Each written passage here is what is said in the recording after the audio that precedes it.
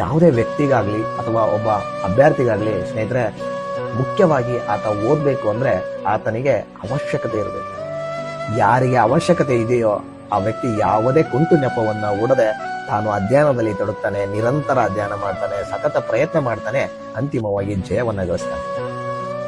ಆದ್ರೆ ಯಾರಿಗೆ ಅದರ ಅವಶ್ಯಕತೆ ಬೀಳಲ್ವೋ, ಅಂದ್ರೆ ನನಗೆ ಜಾಬು, ಒಂದು ಸರ್ಕಾರಿ ಹುದ್ದೆ ಬೇಕು ಅನ್ನೋದಕ್ಕಿಂತ ಅದರ ಅವಶ್ಯಕತೆ ಬಹಳ ಬೀಳ್ಬೇಕು ನಮಗೆ.